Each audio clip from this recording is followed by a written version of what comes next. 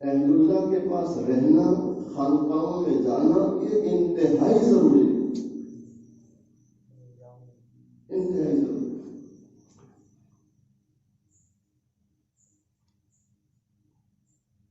اس کی صرف ایک مثال، اور وہ دور صحابہ رضی اللہ تعالیٰ عنہ سے۔ دیکھو تہجد کا وقت ہے، آپ علیہ السلام اپنے گھر سے نکلے کہ صحابہ کا حال دیکھو۔ صحابہ کا عام معمول تھا کہ تہجد میں قرآن کریم کی تلاوت کرتے تھے۔ اس کی تلاوت کرتے تھے، اور ہمارا کیا حال ہے؟ تو ہر آدمی بس اپنے کو دیکھ رہے، تہجد میں قرآن پڑھتے، تہجد۔ آپ علیہ السلام نکلے، امام الانبیاء امام الملائکہ فخر کائنات تاجدار مدینہ محمد عربی صلی اللہ علیہ وسلم۔ آپ جب حضرت ابو بکر صدیق رضی اللہ تعالیٰ عنہ کے گھر سے گزر رہے، دیکھا حضرت ابو بکر صدیق قرآن کی تلاوت تو کر رہے ہیں لیکن آہستہ۔ ادھر عمر ابن خطاب رضی اللہ تعالیٰ عنہ کے مکان کے قریب سے گزرے، قرآن کی تلاوت کر رہے ہیں لیکن بلند آواز سے۔ سمجھے نہیں سمجھے؟ ابو بکر ایسے اور عمر فاروق۔ آپ علیہ السلام یار غار صدیق اکبر سے پوچھا، ابو بکر اتنا آہستہ قرآن کیوں پڑھتے ہو؟ کتنا پیارا جواب ہے، یا رسول اللہ صلی اللہ علیہ وسلم جس کو سنانا ہے وہ سن رہا ہے۔ عمر ابن خطاب رضی اللہ تعالی عنہ جو مرید رسول نہیں مراد رسول ہے، جب آپ سے پوچھا گیا اتنا بلند آواز سے قرآن کیوں پڑھتے ہو؟ جواب ملا اللہ کے نبی علیہ السلام اس لیے کہ شیطان بھاگ جائے اور کافر بیدار ہو جائے۔ دونوں اپنی نیت میں کیسے ہیں؟ ارے بولو، دونوں اپنی نیت میں صحابہ ہیں جن کو قرآن نے کہا کہ رضی اللہ عنہ ورضوا عنہ۔ مجھے آپ کو تو دنیا والوں سے سرٹیفکیٹ لینا ہے کہ مولوی صاحب برابر ہے، دنیا والے کہے کہ برابر ہے کہ برابر ہے، اور چار لوگ کہہ دیں کہ نہیں برابر، تو بات ختم۔ یہاں سرٹی کون دے رہا ہے؟ نہیں آواز آئی؟ صحابہ کی تقدیس کا، اور صحابہ کتنے مقدس لوگ ہیں اس کا سرٹی اللہ دے رہا ہے، اور قرآن میں دیا اور قیامت تک پڑھا جائے گا رضی اللہ عنہم ورضوا عنہ، کہ یہ ایسے لوگ ہیں کہ اللہ ان سے راضی نے، یہ اللہ سے۔ دونوں نیت میں سچے ہیں، لیکن اب نبی علیہ السلام کا فرمان سنو۔ ابو بکر آواز تھوڑی اٹھا، کیا فرمان؟ آواز تھوڑی، اور عمر ابن خطاب کو فرمان ہے عمر آواز تھوڑی پس کرو، آواز کو تھوڑا پس۔ تو مشائخ لکھتے ہیں آپ علیہ السلام نے دونوں کو اعتدال میں لائے۔ کس میں لائے؟ اب آپ مجھے بتلاؤ، میں نے آپ جو کام لے کے نکلے اعتدال کی ضرورت ہے کہ نہیں؟ اب ہم جنتا کہتے کہ نہ یہ باقی سب بیکار، تو ہم صحابہ کے راستے سے ہٹ رہے ہیں، نبی کے راستے سے ہٹ رہے ہیں صلی اللہ علیہ وسلم۔ اعتدال کا مطلب یہ ہے کہ دین کا کام جہاں بھی ہوتا ہے، جس شکل سے ہوتا ہے، جن لوگوں سے ہوتا ہے، جن راستوں سے ہوتا ہے، سب کا اکرام کرو، احترام کرو، اور کسی کے ساتھ دلیل بازی نہ کرو۔ کیا نہ کرو؟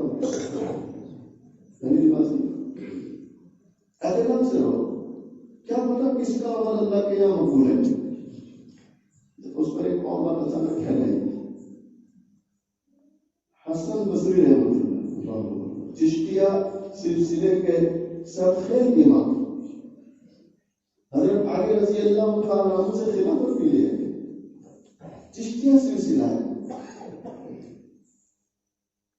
اتنا بڑا آدمی حسن بصری رحمۃ اللہ کبار صحابہ سے علم حاصل کیا ہے. کبار صحابہ سے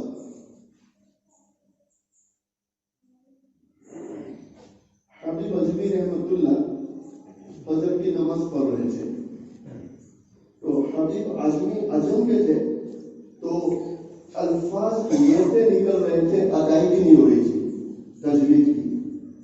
ہمارے اللہ مجھے بھی معاف کرے, آپ کو بھی معاف کرے. میں کئی ایسے لوگوں کو دیکھتا ہوں کہ ان کی اعوذ باللہ بھی ٹھکانے پر نہیں, لیکن مفتی صاحب کی غلطی نکالتے ہیں.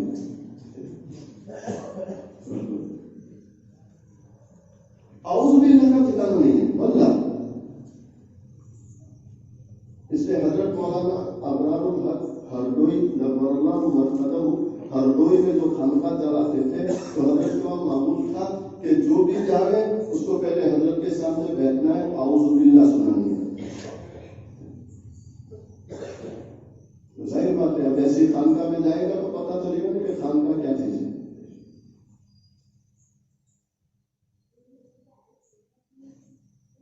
حبیب اجمی رحمۃ اللہ علیہ الفاظ موٹے نکلتے تھے, قرآن صحیح نہیں پڑھ پا رہے تھے.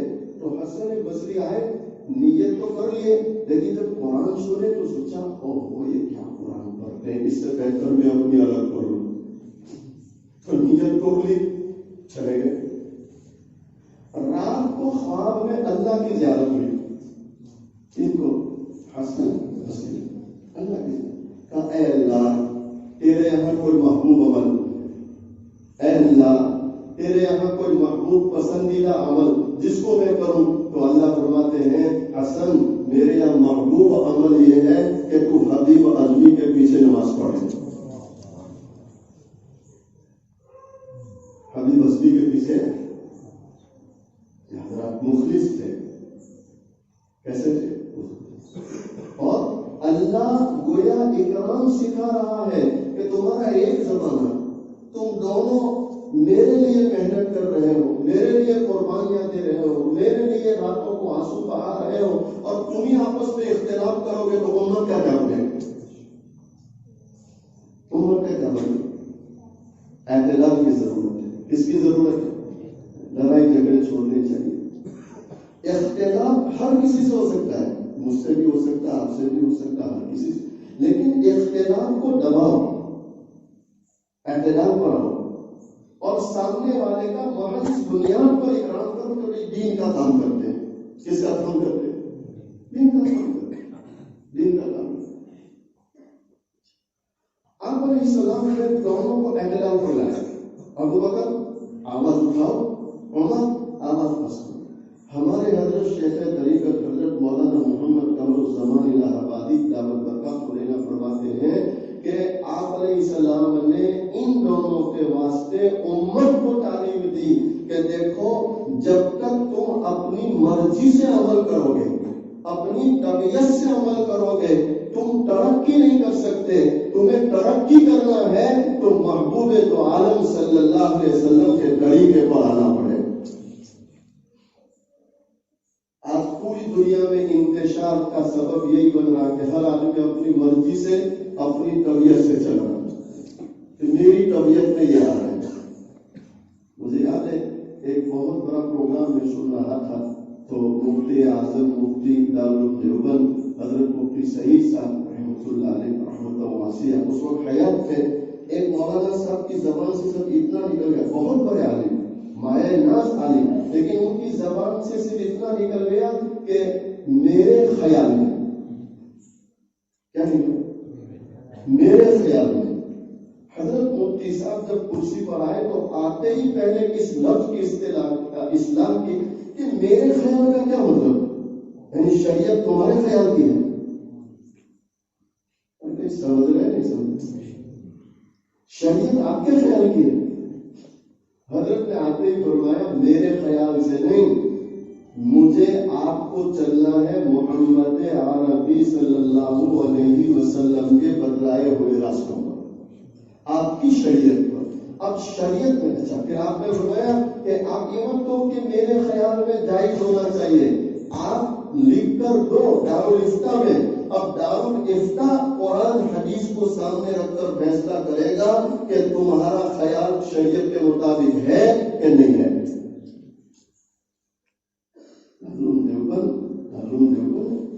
پوری دنیا دیوبند کی غلام ہے۔ کوئی یوں کہے کہ دیوبند کو نہیں مانتے تو جاہل ہے، بیوقوف نادان ہے۔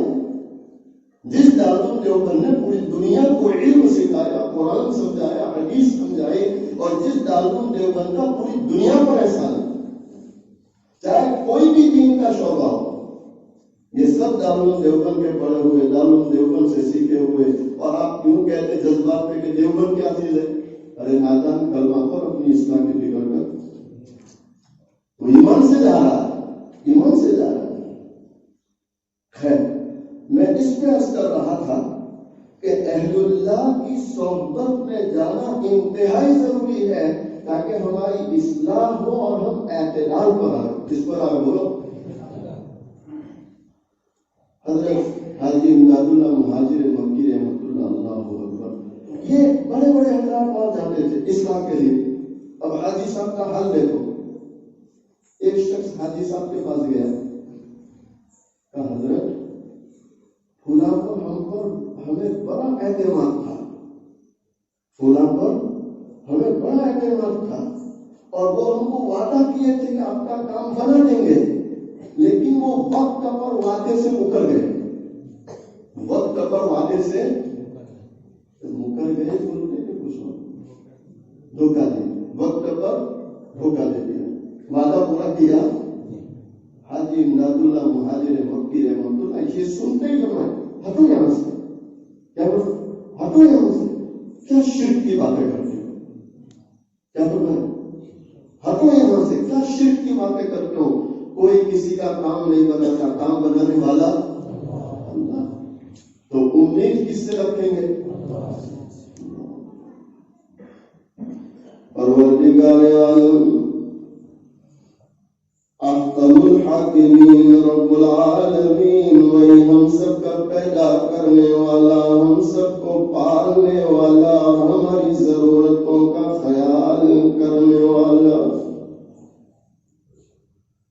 دونوں جہاں کے سرکار محبوب دو عالم صلی اللہ تعالی علیہ وسلم فرماتے الایمان بین الخوف والرجاء، اللہ کے محبوب صلی اللہ علیہ وسلم فرماتے ہیں ایمان خوف اور امید کے درمیان، یعنی اس اللہ سے امید بھی رکھو اور اس اللہ سے ڈرتے بھی رہو۔ حضرت اویس کرنی مقام کتنا اونچا ہے، محبوب دو عالم صلی اللہ علیہ وسلم اپنی زبان مبارک سے آپ کے فضائل بیان کرتے ہیں۔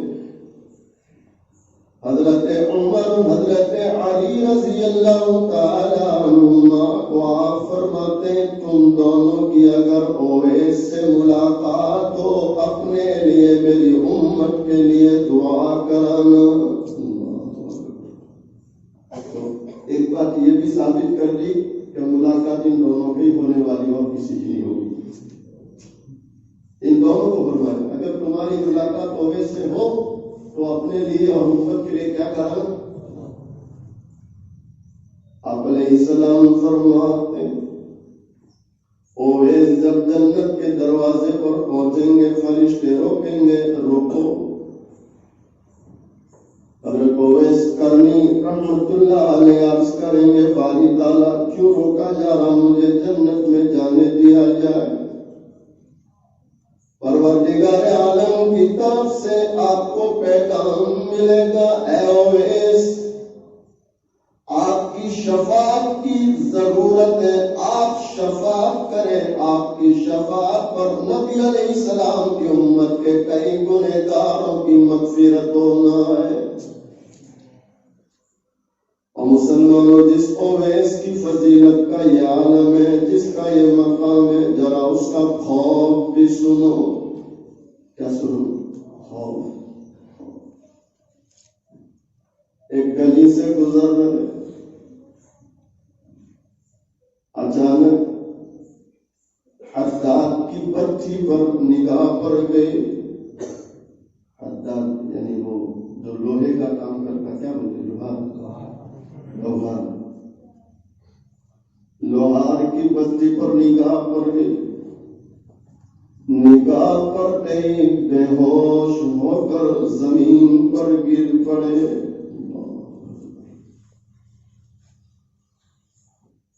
لوگوں نے پانی ڈالا، ہوش میں آئے، کہا حضرت کیا بات ہو گئی؟ فرمانے لگے اس حداد کی بچی نے مجھے بے ہوش کر دیا۔ کیوں؟ فرمانے لگے اس کی آگ کو دیکھ کر مجھے جہنم کی آگ یاد آ گئی کہ دنیا کی آگ کا یہ عالم ہے کہ لوہا پگھلا دے، جہنم کی آگ کا کیا عالم ہوگا۔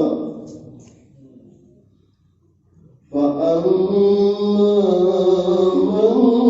ثَقُلَتْ مَوَازِينُهُ فَهُوَ فِي عِيشَةٍ رَاضِيَةٍ وَأَمَّا مَنْ خَفَّتْ مَوَازِينُهُ فَأُمُّهُ هَاوِيَةٌ وَمَا أَدْرَاكَ مَا هِيَ نَارٌ حَامِيَةٌ۔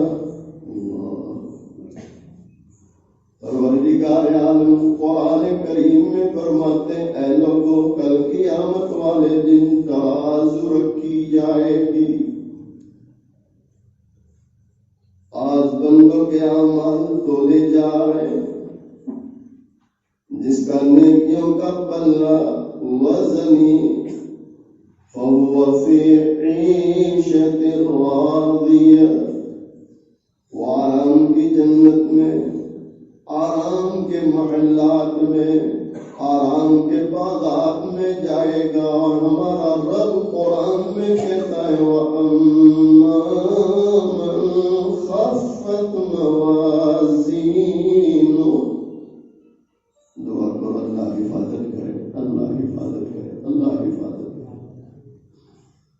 ہمارا اللہ قرآن میں کہتا ہے مسلمانوں سنو، دل کے کانوں سے سنو، قرآن پڑھتا ہوں، اللہ کا کلام پڑھتا ہوں، مقدس کلام پڑھتا ہوں، سچا کلام پڑھتا ہوں کہ اس سے سچا دنیا میں کوئی کلام نہیں ہے۔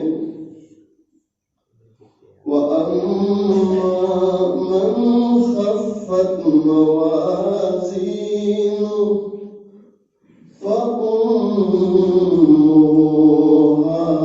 هَاوِيَةٌ۔ ہمارا اللہ کہتا ہے جب ترازو رکھی جائے گی اور نیکیوں کا پلہ ہلکا ہو جائے گا، گناہوں کا پلہ بھاری ہو گیا، ہمارا اللہ قرآن میں کہتا ہے اس کا ٹھکانہ ہاویہ ہے۔ اور پھر اللہ خود فرماتے جانتے بھی ہو وہ ہاویہ کیا چیز ہے، نار حامیہ، بھڑکنے والی آگ اللہ نے اس کھائی میں رکھی ہے جس میں جہنمیوں کو ڈالا جائے گا۔ حضرت علی بن فضیل، جو فضیل بن عیاض رحمت اللہ کے بیٹے، ساری زندگی اس سورہ شریفہ کو پڑھنے کی کوشش کی لیکن ساری زندگی پوری سورت پڑھ نہ سکے۔ ساری زندگی امام کے پیچھے بھی کھڑے ہوتے اور ایمان شروع کرتے تھے القاریۃ والقاریۃ وما ادراک ما القاریہ، ابھی آدھی صورت ہوئی نہیں بے ہوش ہو کر گر پڑتے تھے۔ ساری زندگی صورت کو نہ پڑھ سکے نہ سن سکے کہ اللہ نے اس میں عجیب قیامت کا منظر، قیامت کے حالات۔ چند اشعار پڑھتا ہوں ایک اللہ والے کے، جس میں امید بھی ہے خوف بھی ہے، امید بھی ہے خوف۔ کس سے مانگے کہاں جائے، کس سے کہیں، یہ امید کی بات ہے۔ کس سے مانگے کہاں جائے، یعنی اس کے سوا کوئی، ارے بولو اس کے سوا وہ نہ سنے تو کون سننے والا۔ میں آپ سے بھی کہتا ہوں اور جہاں جاتا ہوں کہتا ہوں کہ جب دعا مانگو تو دعا میں وزن لاؤ، اور وزن کس سے آتا کہ آپ اپنے رب سے، اپنے اللہ سے یوں کہو کہ اے اللہ تو نہ دے تو کون دینے والا، اے اللہ تو نہ سنے تو واللہ میں آپ کو یقین سے کہتا ہوں اس کے سامنے رونا سیکھ لو، قسم خدا پاک کی دنیا میں کسی کے سامنے رونے کی نوبت نہیں آئی۔ کس کے سامنے رونا؟ جس نے اس کے سامنے رونا چھوڑا تو اللہ تعالیٰ اس کو چھوڑ دیتے کہ جہاں پھر اب جہاں سے بنتا نظر آتا روتا روتا، کوئی دھاگا کوئی چٹھی کچھ کام نہیں آتا، کام آتا ہے تو کون آتا ہے؟ اللہ۔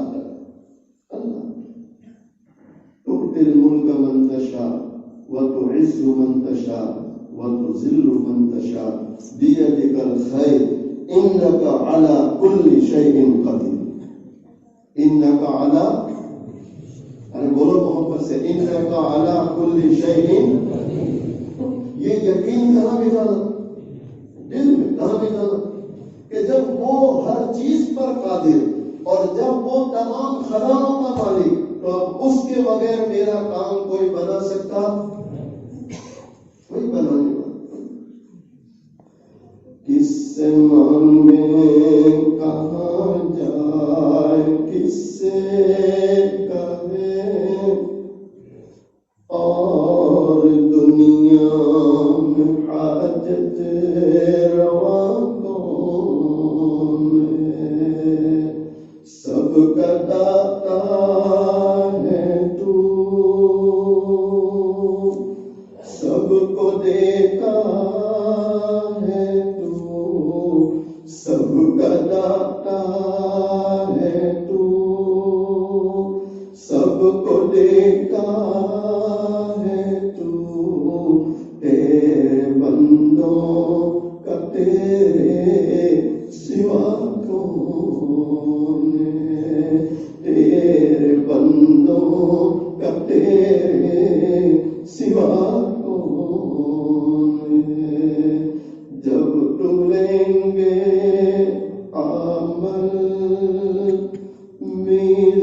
میزان میں، یہ آ گیا خوف، کیا آ گیا خوف۔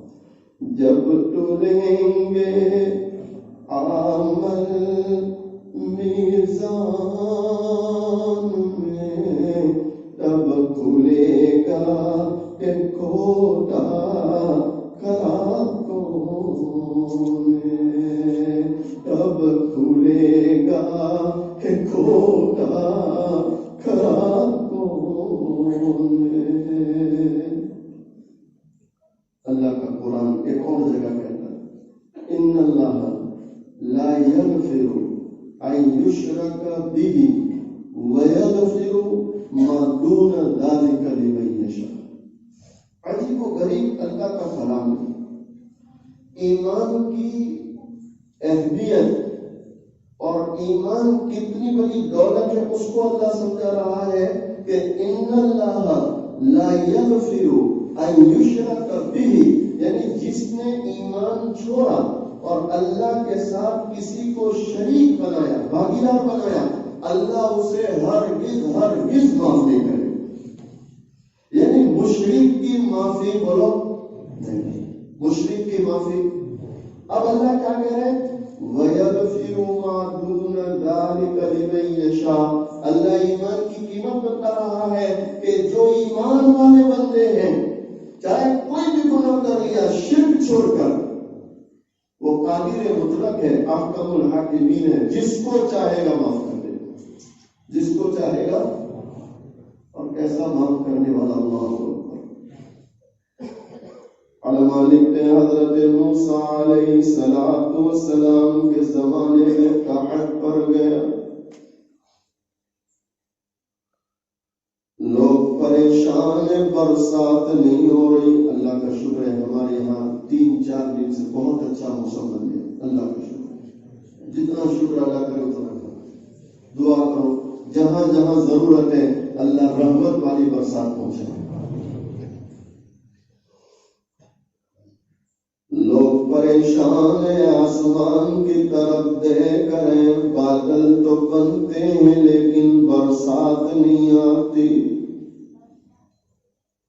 آج حضرت موسیٰ علیہ السلام 70,000 لوگوں کو اپنے ساتھ لے کر میدان میں نکلے، اللہ سے دعا کرے تاکہ برسات آئے. حضرت موسیٰ علیہ السلام جب میدان میں پہنچے،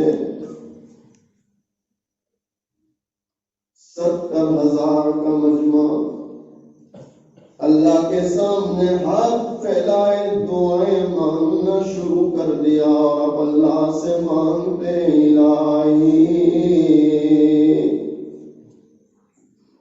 الہی اسقنا غیثک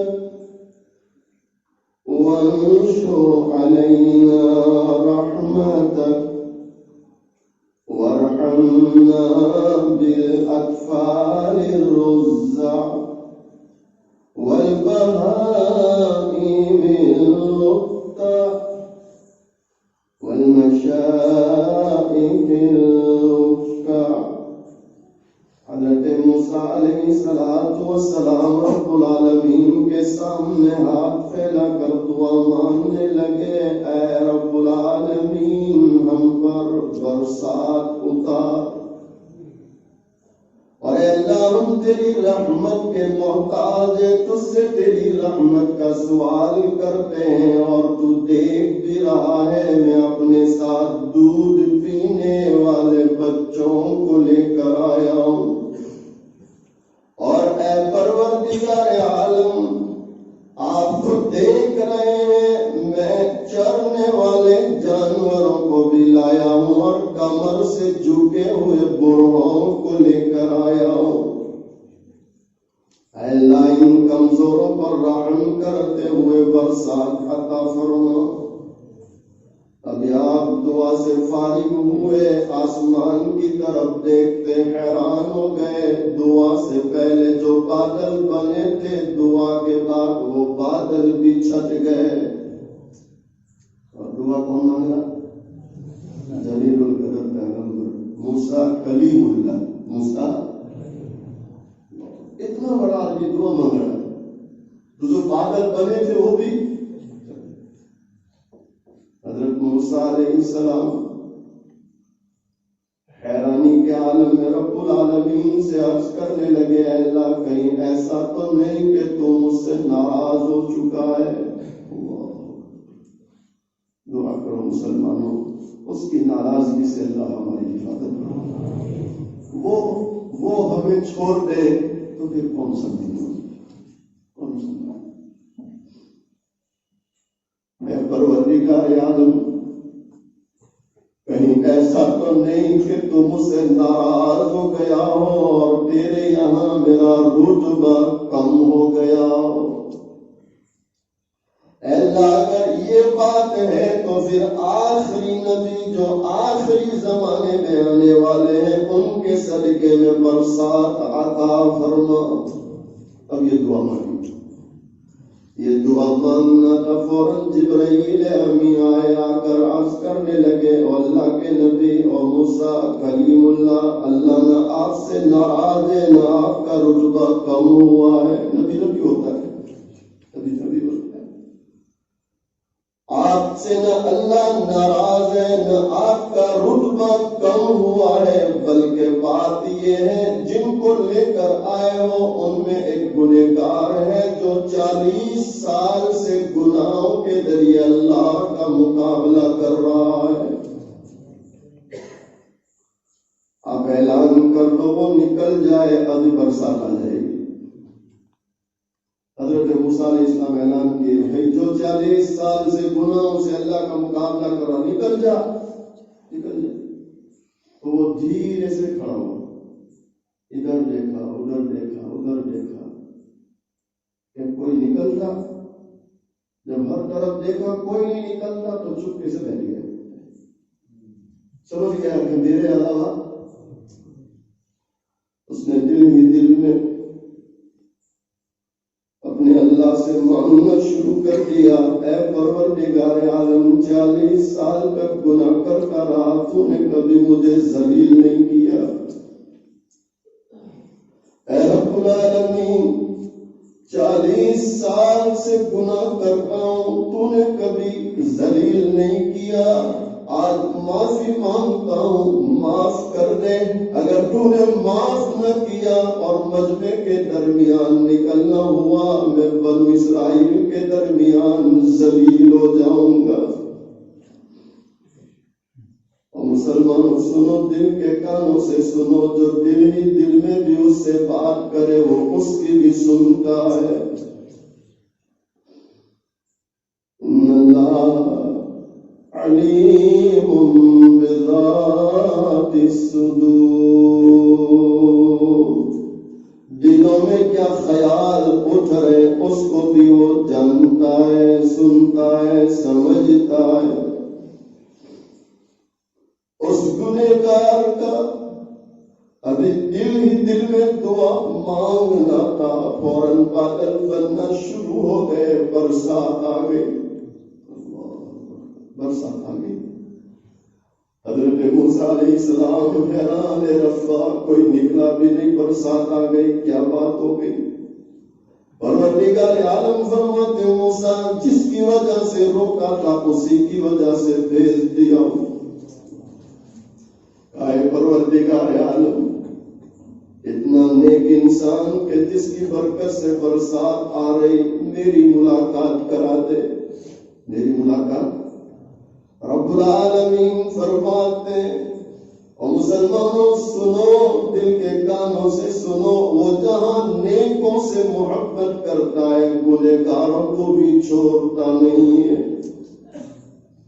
ہمارا اللہ جب موسیٰ علیہ السلام عرض کرتے باری تعالیٰ اس بندے سے ملاقات کرا دے جس کی وجہ سے برسات آئی، ہمارا اللہ فوراً فرماتا، او موسیٰ جب گنہگار تھا میں نے ذلیل نہیں کیا، آج تو وہ توبہ کر کے میرا بن چکا ہے، آج تو وہ توبہ کر کے میرا بن چکا۔